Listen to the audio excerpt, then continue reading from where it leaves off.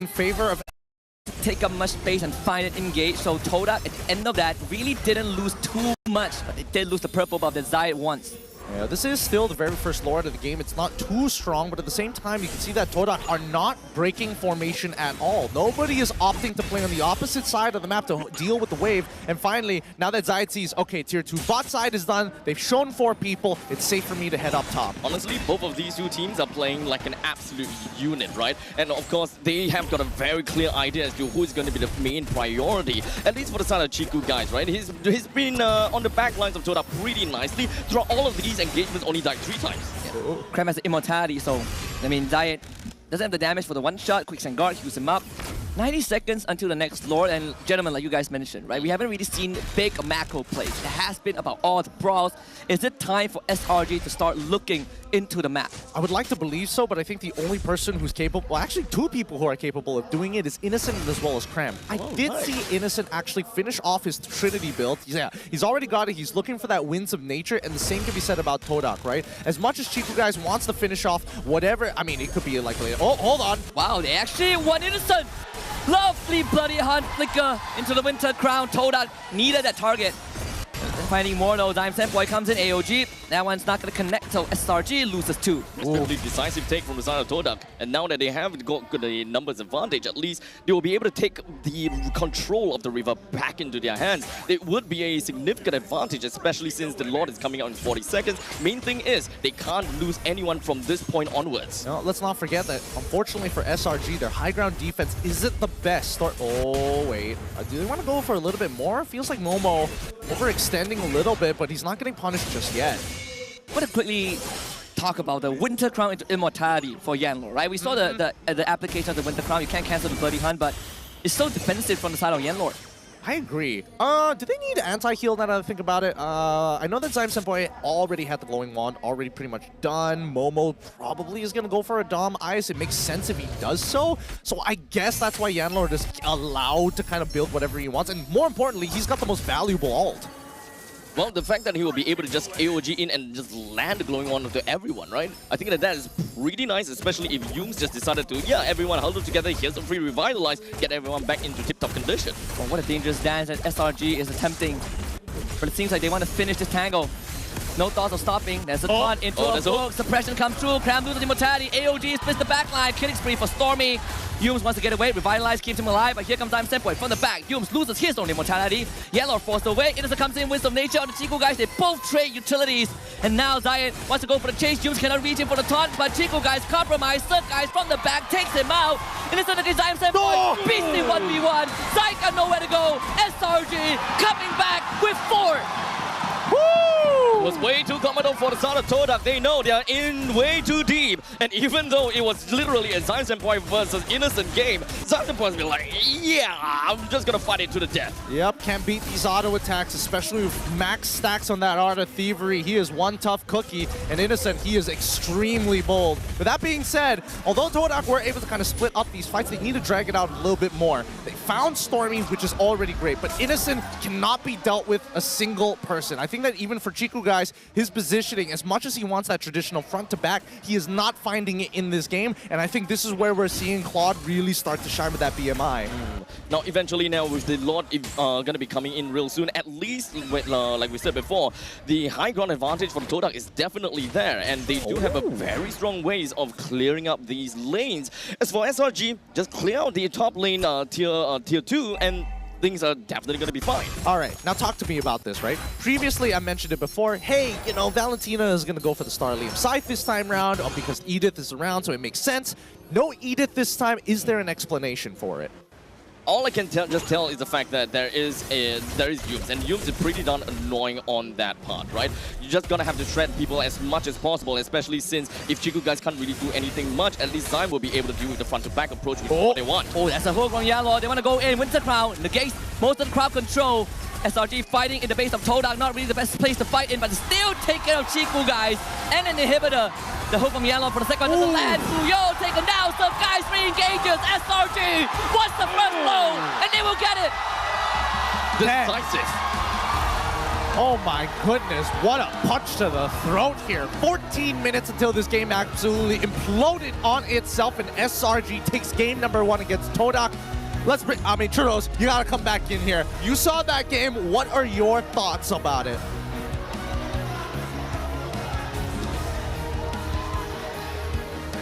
I'm gonna hold it for a moment. I know you were giving up. He was saying racial slurs and stuff. Yeah, so thank God that they didn't put 100%. They censored him out right off the bat. He evades us, and then he says the most outrageous stuff. How dare you? Cost me half an hour away, by the way. We're in Malaysia. Thank God Zipper is around to make sure that he doesn't go too far with his I'm statements. supposed to help him. Wait, you guys, wait, hold on. I'm supposed to help him. I'm sending him and you together. Don't worry. Okay, I'm not with him anymore. Remember yesterday when you almost passed away on desk, you know? Same exact thing. All right, let's bring it over to the panel one more time. Hopefully we can get our boy in to get his thoughts on this. Welcome back. Hey.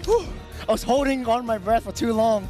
I can't speak. Yeah, I can okay, kind of hear it. I've got a lot of things to say, but we can start with the first point. It's a classic case of like pickup versus team fight. And I think in the early game, Todak went really well. Is that a Lolita, by the way? Oh, yeah, Lolita.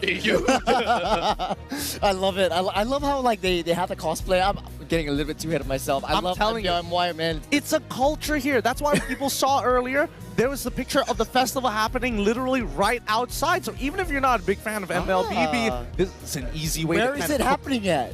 Eju City, literally right outside. Yeah. The door is right over there. There's concert, there's food stalls, there's drinks, there's fun and games, Yeah. merchandisers, there's EDM stage. There's I no saw. more than a turtle, which I took a picture with outside. Oh yeah, we do have It goes on that. at 12 a.m. every day. I like to take the picture of the Lord, man. You kind of made I'm it as big as him. I'm as big as him, I think. Sure. I mean, well, I don't know. Okay, let's get back to the game. Classic is a pick-off versus team fight. I think Stormy really well deserves it. The Skypiercer was a gamble, Gideon. Yep, it was a gamble, but it just goes to show how much importance they put onto Stormy this time round, especially with an entire team of hard chunkers. They're not the big finishers. They like to whittle them down, and that Skypiercer got a lot of value. But one thing that I wanted to point out here was this brute force breastplate. This is some old tech. This is when Yves was like, man, these assassins really suck to deal with. What do? I get a brute force breastplate. It's also for the movement speed capabilities. Once you pop in the ultimate, you're able to just chase and gun everyone down with a pepper spray. You just pull them back. So it's sort of like, let's go fishing. If Frank wants to go fishing, I'm going fishing too. Yeah. Hopefully they're going to keep doing this fishing because I like this composition so far. I really hope that they continue with this idea, but at the same time, could Todak have played this better? I mean, the composition was always based about execution on team fights. I feel like there was so much macro aspects that they could have utilized too. Yeah. The thing is, it's interesting that Stormy actually bought the Skypiercer and then into the Brute Force Breastplate instead of going for a Clock of Destiny. So he got a Clock of Destiny as a third item, and I was just slowly looking at why he was doing that. And he doesn't really need to deal all that damage because the Skypiercer literally just takes out and executes all low HP enemies. And all he needs to do is just set up for the rest of the team. Because it's a classic case of team fight. In Todak, I think what they did or should have done was basically just Zayed on the offside. It's a macro play kind of a decision making that Todak needs to work with. They're putting all their fruits into one Chiku, if you get that reference right there. But I think you're just putting all their fruits into one Chiku. It's simple as that. Protect the president kind of situation. Get down, Mr. President. Abstract, walk with me with this one. Do you agree with the statement here? Do you think it's all based around Chiku guys at this point of time? Because those early fights, right? A decisive victory from Todak in those first 3 minutes because Chiku got first rotation off of Innocent. Honestly, Chiku guys, he is definitely very pivotal to Todak, and being a Beatrix, you can actually pivot yourself to many ways. This is something that we don't really see too much from the other marksmen. In this case, you are able to play around Yen Lord. Once you get the nice little suppress in, boom, you will be able to blast people into oblivion and so on and so forth. But in the meantime, we are also looking at Zayed, great burst capabilities, and we're also looking at Zyme Senpoi. You mentioned about the fact that there was the, I want to say Calamity Reaper, the Starlium side, right? When it comes down to Starlium side to Zyme Senpoi, at least even the Mage have got a pretty good capabilities on dealing with SRG themselves, even if Chiku guys is out of commission. I think two crucial points that we're pointing out. First one is when we look at Todak, right, Suyo, Zaya is the one that can kind of play that side lane, which is something that I feel like can drag out the game. But he's not safe because there's so much map coverage. That's You right. have Cram on the Khalid, you have Yums with the AOG on the Gatokacha. Secondly, Yanlor on his Franco, I really didn't like it as much when they picked it up because first of all, it's the complete opposite of what Yanlor likes to play, right? He likes to get active, he likes to make plays. Franco is so one-dimensional. You look at the island builds, Boots into Winter Crown, into Immortality. He's a one-way ticket, right? He flickers, Bloody Hunt, Winter Crowns. After that, he's completely useless. Yeah. I totally agree with you, but I do think that Yanlord in this particular case wasn't exactly handed out the best hand, right? Because again, it's very much so, I catch somebody with the Iron Hook, I need the rest of my team to kind of zone the rest away. And even so, big canceling effects, right? You're already dealing with like technically a semi-global alt and a semi-GOA as well with this Raging Sandstorm. So I feel like no matter what, he was going to get cancelled. I think the problem comes down to like Todak having the Franco and the high loss. You have STS, basically single target stuns that come into the game. It's sort of like a counter synergy to what Chiku guys likes to do with the Beatrix. You want to land down your Bennett's Rage, but it's not enough sort of like crowd control. You can't stun every one of the 5 members that SRG throws at you, and they like to play team fights. And I think that's what they're, you know, the straw that broke the camel's back. In the early game, they were winning just because they have a lot of early game damage from Zayid, and then Zayid is basically, his second skill is sort of like the lethal counter to what like Belmont has, deals percentage damage damage to lost HP, correct? So it's basically like an execution for that Suyo. So they are able to secure that early game, but come late game, there was just no way because SRG is coming to you in all directions. I mean, even looking at the like post-game stats, the number in terms of like damage taken compared to damage given out, there's a huge disparity there where SRG is able to tank through a lot more in comparison, despite Todak actually pumping out a decent number. So I'm thinking like what adjustments could be made for this. Husky, I'm going to throw this question to you because again, you were critical on this, Franco. If I swapped it out with maybe a Matilda for an example, could that have made the difference? I do feel like Matilda probably will have slightly more impact. You do give up the suppression, right? But you exchange it with mobility, which is something that probably would have facilitated the macro play considering that SRG has a lot of map coverage with their heroes. You also have decent sort of multi-target crowd control depending on the circling ego. I do agree, and I think it fits Yanlor's playstyle a lot more, right? And on top of that, also, the Gatot, we kind of talk about it a lot backstage. We say that it has to go. SRG felt that yesterday. We saw the impact the Gatot had, right? 18 assists out of 21 kills this game. Wait, really? Yeah. Ooh. Mad stuff. I don't know. It feels a little weird because like as much as Gatot has kind of been up and down for other regions, it's been kind of working out for us. I don't know if it's just because of our play style or maybe it's just, you know, we just don't know how to handle it very well. But with that being said, before we go anywhere, it looks like we've got a little bit of words with Poji happening on the offstage segment brought to you by Hotlink. So Poji, what's going on your side? Selamat datang ke MPL Off Station dibawakan khas oleh Hotlink. Dan sekarang saya bersama dengan pemain daripada pasukan Ray iaitu Virgie dan juga Danny.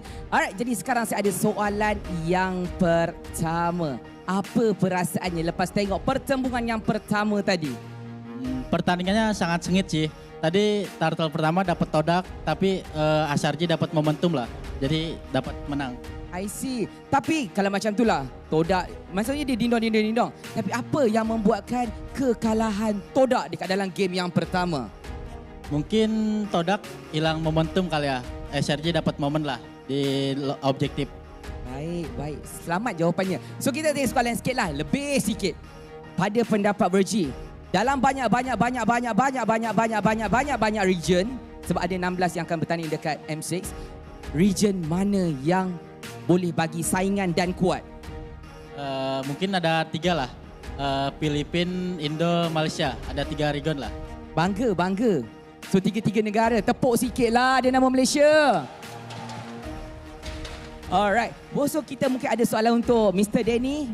Okay, Mr. Danny, saya nak minta sikit lah bagi ucapan kepada pasukan-pasukan yang mungkin akan menang ni dan juga Vamos yang akan mewakili Malaysia untuk M6. Do you understand Malay or English? Boleh faham. Oh, boleh. Okay, yalah. So, buatlah terbaik untuk negara Malaysia lah. Demi Malaysia. Alright. Okay, one more thing. Saya nak sedikit harapan dan ucapan kepada Trap. Actually, Trap pun tercalon juga untuk MPL Regular Season Award. Yalah sebab kat Team Ray kan kami tak dapat masuk playoff kan, tapi performance kami ada 2 player yang main dengan baik lah. So harap-harap esoknya boleh menang jugalah.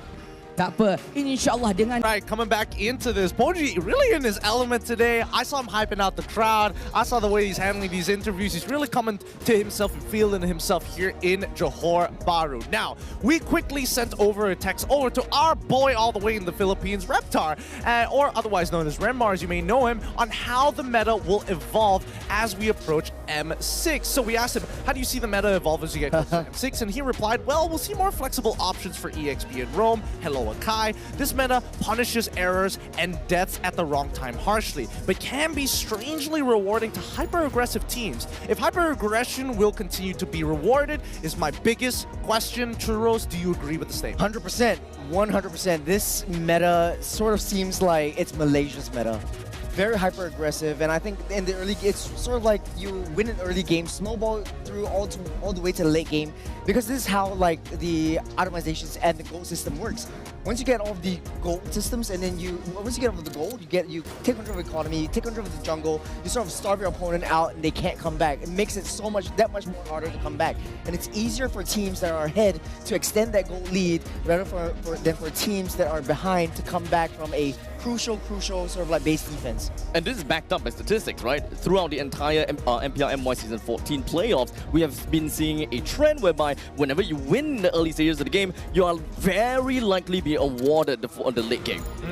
I did notice, I mean, considering that like the meta is evolving, I've already got a little bit of taste what PH, and especially firsthand what ID was able to throw out. A lot of the biggest problems that I'm noticing is that most people are straying away from high ground defense, right? Yeah. We're not seeing as much wave play. Even SRG's composition, if you were to ask somebody, hey, which one of these heroes is absolutely great at wave clearing, the closest you would get is Alpha. Claude and then even Khalid, but that's only for the early section, right? Maybe Alpha would be possible as well, but I mean, sure, you're losing out your retry, so that's like an important tool. right. It's Yeah. like, move fast. Yeah, fair. Now, boys and girls, keep in mind that the M6 pre-sale tickets are open now. M6 happening in Malaysia, so don't miss out on exclusive item discounts when you purchase it. Don't forget, there's also a lucky draw. Prizes worth up to 80 diamonds, and the pre-sale tickets are available from October the 31st to the November the 5th. Get it now at www.tickets2u.com.my. they're gonna be spelling out the number 2. You have no idea how many dyslexic people are in this world. Hey. We have one right on the desk. I'm so sorry. I'm so sorry. Gideon? Just because I'm dyslexic doesn't mean I can't read a script, okay? Worcestershire sauce. It's Worcestershire sauce. Worcestershire. It's Worcestershire. In my defense, Singapore versus MY. I did my best yesterday, and I condemn him. Hey, wait, what? That's What did I good. do? That's good. Keep them in their place. Keep them in their place. Wait. Okay, how do you pronounce ZHUXIN? Jushin. It's not Jushin. Jusin. Boo! I know. As a Chinese, I agree. But we're all Chinese. As a Chinese, Okay, maybe except for Gideon. What? Except for Gideon. Hey, I'm yellow on the inside too, just because we're in Type C. Poor guy, dude. All this talk about Type C, the poor guy didn't even hit a bingo and he was basically guaranteed. Now, let's jump into the drafting phase. I want to hear about adaptations for this game. I'm going to assume that both teams are going to switch sides. We're expecting Todak to be on blue, and we're expecting SRG to be on red, as expected. Now, Churros, walk me through it. After the last game, if you're in Todak's position, what do you do to change? Open up the Jusin, try to prioritize something a little bit more early game, and try to prioritize Chiku guys, because the way that they're playing in the previous game kind of seems like it's 4 protect 1, 4 protect Chiku, and it's just Chiku's game to shine. They really need something that has AoE crowd control, not just the single target stuns. And they need some late game insurance, they need to watch the macro. I think that is their biggest downfall. Because all the way through, SRG was just sending Cram onto the long lane, just clearing out that waves, and then Todak has to send someone back to try to clear that waves, leaving Chiku guys quite wide and open. Interesting. Husky, does that mean that in these upcoming games, the bans shouldn't change too much? Like, we should expect the draft bans to be quite similar previously. Yeah, unfortunately, I feel like that is the case. Again, right now you are choosing between a possible Gatot ban or a possible Yeef or Jushin ban, right? So SRG has to make a huge choice, but either way, Todak will still get the shorter end of the stick. Honestly, for my part, I really feel that when it comes down to SRG, they were very decisive. A team fight. So you have the Loi just the yin yang reactions. Basically, Todak's just stuck in one direction. What if I do you better? What if instead of Nolan they go straight into Ling this time round? Oh, wait. It is Ling? Yeah. It's viable. I mean, Todak hasn't been picking it up for a while because it just takes a little bit more time. They want to go for the alpha the Yeet instead. Okay. Interesting. So they're fighting sort of like zone control against zone control. Yeah, it's great. Decent tank shredders. A lot of utility. Again, right? Zone control, like Churros mentioned, it's essentially just you fight in this area, you lose. I still think the Gatot can threaten Eve, right? There's nothing much you can do about it, but at least you have this alpha that can always be the one that says, if you die my Eve, you better protect your backline. You better have someone to protect the backline. Perhaps we'll be able to look for someone that can also kind of throw or kind of displace people back into the Eves out, especially if Gato wanted to land right onto the Eve, so that you'll be able to kind of like, get a immobilization again. Well, here's the thing. They've already locked in the Valentina as well as Phobius, so now they have like a pretty clear initiation to it, and they don't necessarily always have to throw Gatot into the middle of the mix. Not to mention they have an RWM of their own. Oh, right. Yeah, they do. So what is going to be the answer for SRG, at least from this point? Because now the ball is definitely on the court of SRG. They need to respond to this, and the only thing that they have is an Alpha and a Eve. The control denial from the side of Todak is menacing. Man, I want to say Tigreal, but looking at Valentina, it doesn't help much. I think Khalid would make a lot more sense. A lot more sense right here because they already picked up, Todak already picked up the EXP lane to SRG. Oh, Matilda also, right? Wait, Matilda. yeah. You talk about It's been a while. zone control, you want to fight together. I think this is something that I pointed out, right? That Todak maybe should have considered in game one. You want to play around these spaces. Matilda is perfect. I mentioned about, kind of getting people into the box, but how about getting the box into them? Into the... I mean, you get people out of the doesn't work box, like that. You don't drag the Yeet into it. That would be broken. That's not how it works. I'm telling you, It will be great, wouldn't it? No, but any actually... Eve that takes the guiding wind just for the box is trolling. But that was the interaction between Matilda and Ixia. So Ixia opens up the barrage. Basically, barrage, yeah. get the guiding wind all the way into the base. Wait, it does happen, right? I mean, It does happen. Yeah. So someone asked me this interaction, our talent manager actually asked this, right? You know glue can stick onto people with split? Yeah. He's like, can you take the guiding wind when you're stuck onto someone? And I'm like, no, that's broken. You press the button for your opponent. Can you imagine you have a Matilda, you stick onto someone with split, your Matilda uses guiding wind, and you just take them 90 days around the world? Oh my goodness. I'd be freaking Well, out. I mean, I wouldn't be surprised because of Kagura TikTok kind of videos that I see online. Honestly, I wouldn't mind that interaction working out as long as I get to have a skin of Jackie Chan. And it's 90 days around the world. I'll take it. I'll take it. Give me Owen Wilson while you're at it. Now, That's the Spina full 2 glue seconds is banned out. full 3 seconds it is. Now, coming into the second phase, we are seeing Tank Buster, X-Borg getting, kind of thrown out of the picture. And I definitely understand where SRG is coming from because Zyd has shown it off before. But even the glue interaction to ensure that this Phobius has a good time in lane. Will this cause a couple of problems? Man, I don't think that Phobius is much of a problem because it's very, very committal. We talked about it backstage as well. Phobius goes into the back line, and I think if Innocent is not as innocent anymore, if Phobius doesn't land all of the stuns, he will get trapped inside. And basically, SRG is very good at target prioritization. They will go and protect Innocent. They will turn the tables. So sorry, I got sidetracked a bit. I saw this kid in the car and he's like, is Yanlord crying? I'm like, go. Oh, dang. Calm down, kid. Calm down. I don't know. Was there actually? I actually missed it because I was way too focused on the draft. Nah, don't worry. Don't You worry. wouldn't have understood it if you read it anyways, but... Don't worry. What? It's gonna go on Facebook after this. Oh, I Don't am worry. in the motherland. I know how to speak Bahasa. Okay, I hope you do because these kids are mean. These kids are real mean these days. I bet that Dash wrote it for them. That'd be even funnier if that was Hold the it up. case. Now, coming into the second part, Lunox once again going to get banned out from the side of SRG. They did it in the previous game, number 1, but we're also seeing a Hilda pick, which tells me that Zyd wants to play Assassins one more time. And Nolan definitely would be on the tables, but do you want to risk it? Knowing Zyd, you might... Oh, Damus! Wait. Oh, we are This is the coming. first time in Bringing it MPL back. season 14. Nasty cram. Ooh, I like this. Reminds me of Flap TZ too. It does, because I feel like Cram, it suits him when he has something a little bit more lane dominant, right? Again, his laning is really, really dangerous when he has heroes that he knows that he can really abuse against his opponents, and he takes advantage of a lot of these timings. Thamos is one of those very few picks that not everybody can pick up. Yeah, you want to talk about MVP from game 1, hidden hero, definitely Cram, right? That Curly performance proves all we need to know. This Thamos has a slightly different application. The joy comes out for Zayed. I am happy. I'm very happy. It's You my talk about deep favorite pockets, hero. man. Talk about deep pockets. I actually like this. They don't really have a lot of like crowd controls. The way you want to deal with the Joy is basically through a Tigreal or basically even a Ruby just to disrupt the dashes from the rhythm of Joy.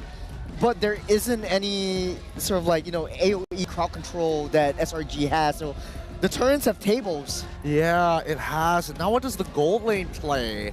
It feels like he has to go back to Claude one more time to create that space for himself, right? Nobody can really outrun the Joy now that Irithel is technically gone, and it feels bad to take sprint.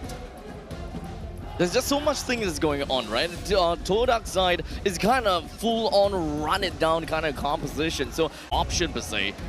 Yeah, It's all about repositioning for Todak, I think. Like, they have so many heroes with mobility. They still want Harith? Yeah. wow.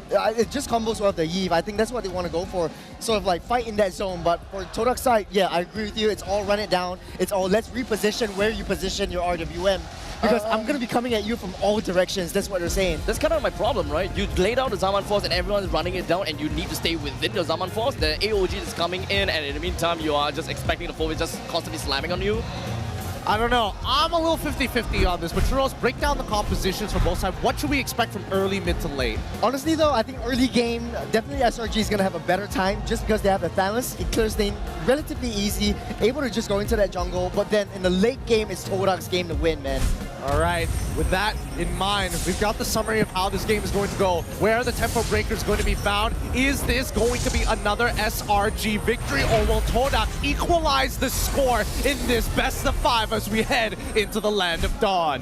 First strike has been attained by Selangor Red Giants. They will find themselves on the red side for this game. Todak on the blue side. He's got to see if SRG can ride on that wave that they have built for themselves.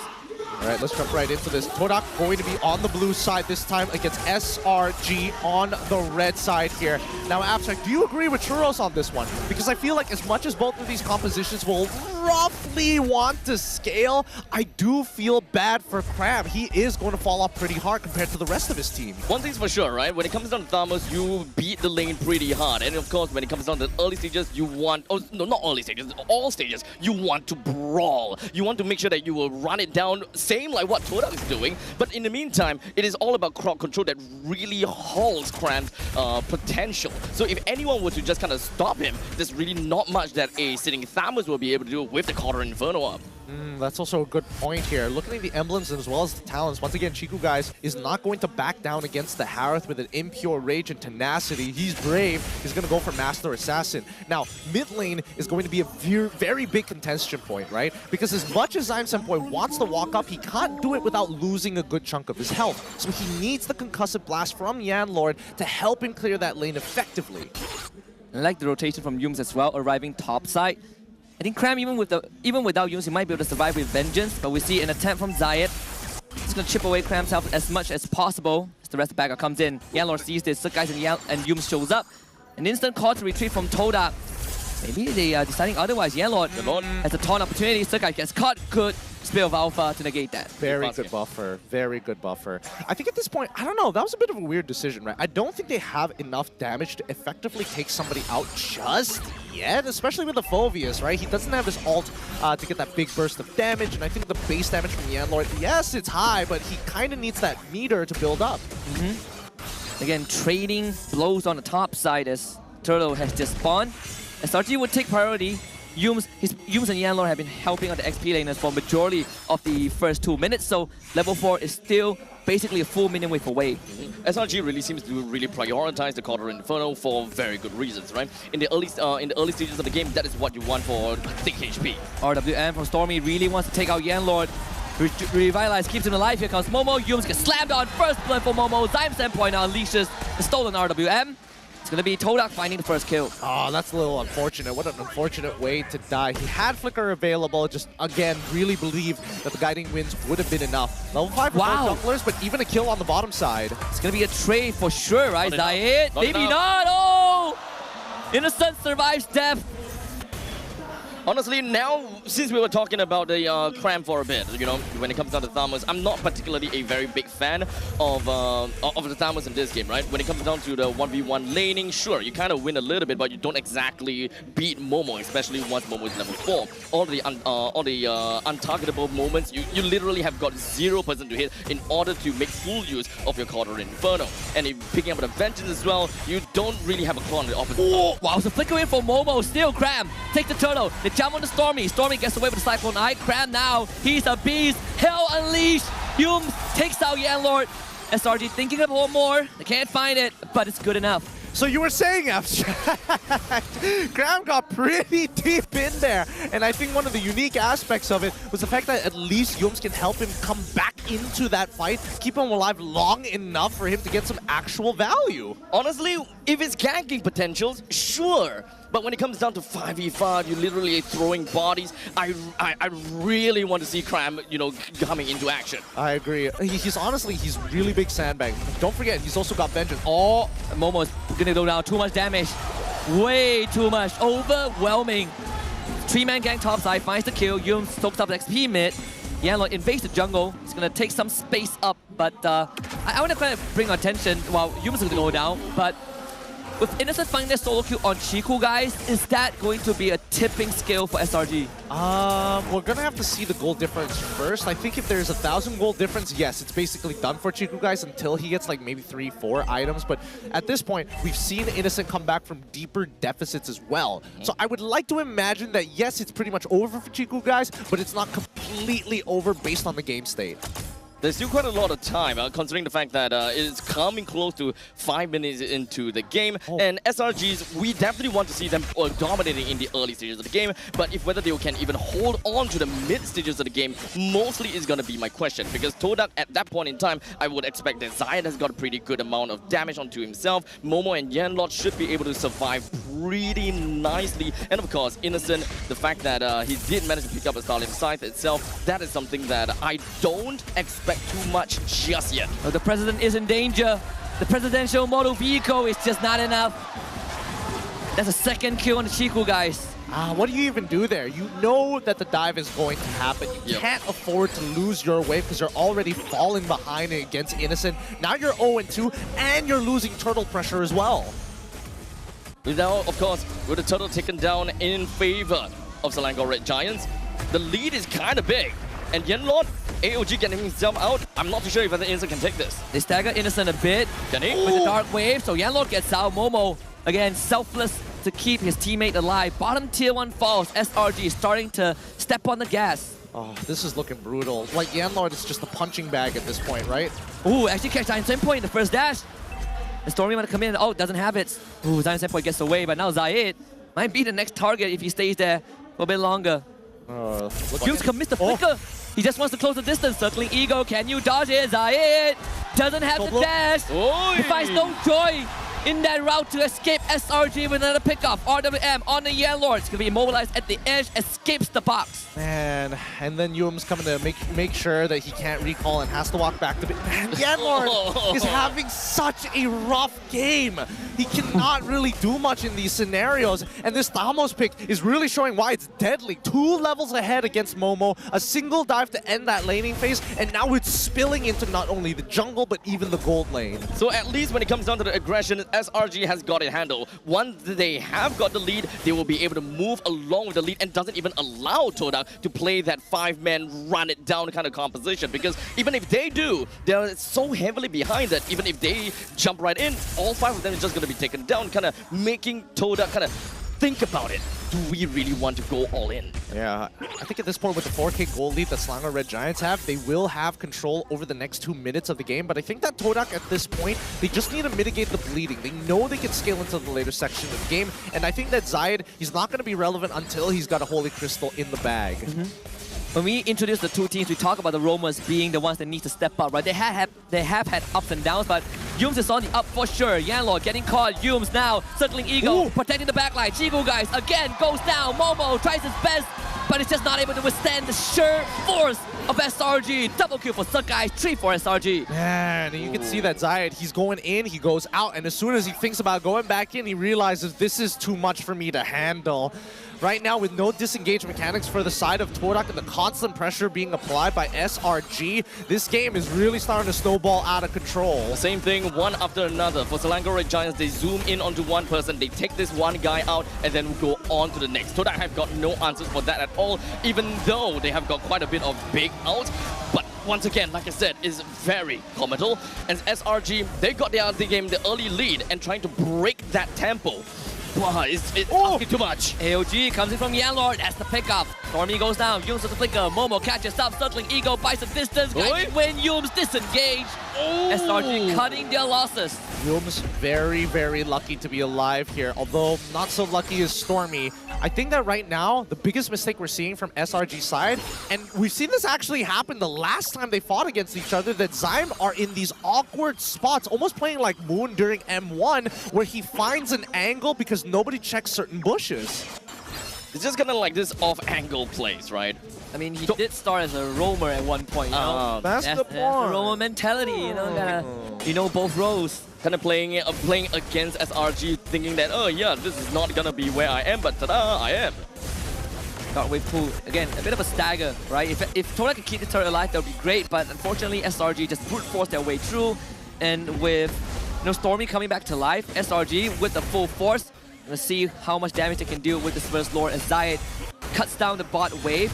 And ensure that SRG will only have 1 point of entry, but man, look at that damage. That inhibitor is not going to stand. It's not. Look at this push and pull. Stolen out of M as well, but Zion Senpai is forced to retreat. Yanlord finds Stormy in the back, but Sukai is sticking out of him like the glue. Again, Cram with the vengeance, and the ultimate is just staying alive, and Yanlord once more abandoned. This is probably one of the first few times that Todak kind of went for a pretty nice split push. There was a pretty slow push down to the bottom lane. It's definitely a pity that the turret in the bottom lane didn't go down. But now we're looking at what, 7,000 gold lead? Yeah, 7,000 gold lead and possible second inhibitor, right? Innocent actually brings Momo to his team. Could be deadly though, 3-man wave. Unfortunately, there's just not enough damage from Todak. So SRG, they will settle for what they can. Zayed with electrifying beast. He's gonna get clipped by Sukai. He himself retreats. SRG not giving an inch. Yep. They're gonna go again. They didn't comment in that fight at all. I mean, 3-man got hit by Momo's S2, but they didn't want to go for it. Man, RWM again. It's all about structures, right? Holy Crystal for Innocent. What are you gonna do about that? This is not looking good. This is snowballing too fast. Yeah. And I've never, like, honestly, the embodiment of gas. This is what it looks like, man. This is really gas. I thought that Todak is the one that wanted to go, want to step on the pedal and just floor it, but still, Selangor Red Giants still have got the early game and they took control from minute 1. I want to quickly draw a parallel, right? When we saw Todak go up against Vamos in that best of 5 earlier on, this is kind of the exact situation that Todak was forced into. They don't really like to constantly brawl. Vamos made them play that gas game, and I think SRG have picked that up. They're making Todak fight when Todak feels like, man, I want to take a breather, but SRG are just running at me. Now I've completely lost control. I love it. I personally love it because at least Cram gets to play the game. Yums can be a little flexible in between, but you can see the raw confidence from Sakai's on an alpha past level 12. His ult is on a really short cooldown timer, so he doesn't mind just throwing it out just for fun, knowing that Yums has the guiding wind. The fact that Cram is just standing in front of everyone, right? Menacingly, RWM, Momo flickers in, only finds Sukai. Yellow to the back, cannot find anyone, but Stormy will be stepped on by Zayed. Electrifying Beast takes him out, but Momo sacrificed, and now double kill for Zayed. That's the fight for Todak. They've broken them in half. The backline is dead with no damage dealers. Selangor Red Giants are forced to respect Todak as they still have for one member more over the ones that are. That Todak needs to keep an eye on, right? It is constantly pushing in. SRG have a wave. Chiku guys, it's gonna show on the map right now, so SRG have the man advantage. Yanlord sees this happening. Zai on the end. Yums will see him right now. SRG steps on the gas. It's all about the Lord. AOG cancel on one side. Yanlord shows up and now commits for the dive out of the end use. Yanlord falls. I'm Senpai will not survive. Momo to the backline. Gets Yums. Chico finally rising on a Ducati. But again, SRG are the true machines. Man, I don't know. Todak's ideas and concepts there were not good. They engaged, they wanted to find that flank angle, but they waited so long to find an exposed hole. And at least for Slango Red Giants, like Churro said, they were able to find that reposition time and again. And not to forget about the fact that there were absolutely no neutral camps for Zayat to even bounce on. The moment that he finished all 5 of his dashes, he didn't have any HP to kind of work around with anymore. And from that point onwards, you didn't even pop your electrifying beats, and you got to run away and unable to play the game. Yeah, and now he's going to try and go for the recall as the Lord has pushed in, and the last inhibitor should fall. SRG looking for the coup de grace in this game, number 2. M6 tickets on the line, they want to be in the match point spot. Chiku guys running around the corner, clip on the edge again. Innocent just taps him. You ain't getting luxury this time. Todak needs to fight back without Chiku guys, and they're mounting up a dang good fight. But Sunrise is too strong, Cram is too strong. Muhammad Ehsan and Ikram brings them to match point. Unkillable machine from Asada Sakai's. God, what a play. What a game coming out from SRG's side. It feels like they got underneath Todak's skin, and I think now Todak have to take a real long sit down and think about it. You can see even Crab so excited, bumping the top of his knees underneath that table, and Todak, they're not bummed about it. They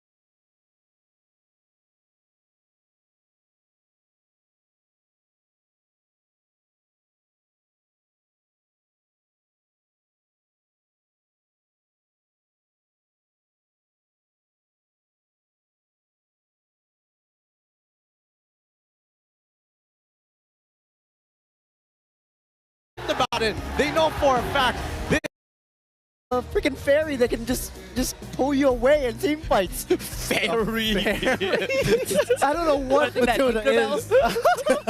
all right, calm down, Peter Pan, because Todak, I think, with their composition, it was actually really hard once the laners couldn't find their independent stronghold. Look at the shields. Look at the shields built up from the photo itself.